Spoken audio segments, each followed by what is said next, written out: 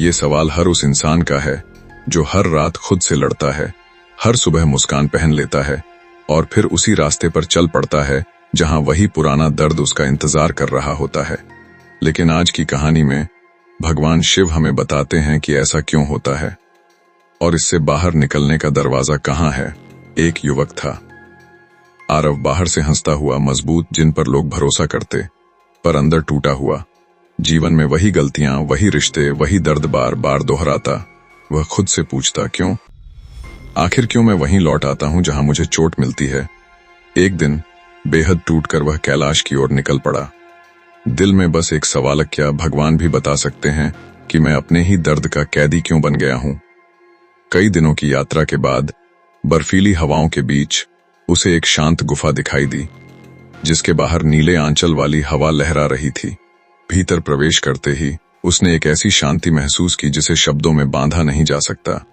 अचानक एक प्रकाश, और उस प्रकाश में उद्भव भगवान शिव। आरव कांपते हुए बोला, महादेव, क्यों मैं बार बार वही दर्द दोहराता हूं?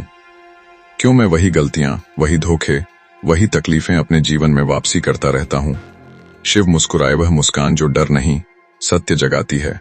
आरव, शिव ने कहा, दर्द को दोहराने का मतलब यह नहीं कि तुम दुर्भाग्यशाली हो, इसका मतलब है कि तुम्हारे भीतर कोई अधूरा पाठ अभी पूरा नहीं हुआ। आरव चौंक गया। अधूरा पाठ? कौन सा पाठ भोलेनाथ? महादेव ने हिमालय की तरफ इशारा किया। देखो इस पर्वत को, बर्फ हर साल गिरती है, पिघलती है, फिर आती है।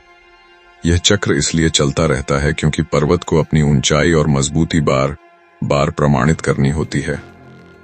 उसी तरह जीवन तुम्हें दर्द इसलिए लौटा कर देता है क्योंकि तुमने अभी तक वह सीख नहीं पकड़ी जो तुम्हें आगे बढ़ा सकती है। शिव आगे बोले, तुम्हारा दर्द तुम्हारा दुश्मन नहीं है आरव।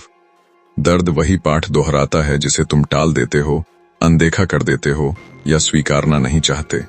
जब तक तुम सीख नहीं लेते, जीवन वही अध्याय खोलकर सामने रख देता है। आरव की आंखों में नमी भर आई। तो मुझे क्या सीखना चाहिए भोलेनाथ?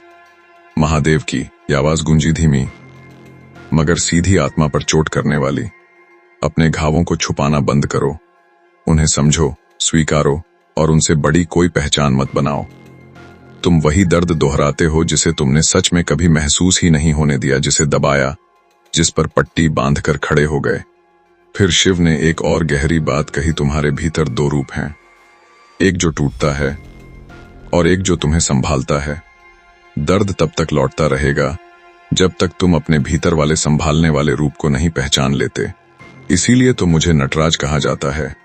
मैं विनाश भी हूं और सृजन भी, तुम भी हो। आरव पहली बार समझ गया। वह दर्द को भूलना चाहता था, समझना नहीं। वह आगे बढ़ना चाहता था, लेकिन जमीन साफ किए बिना।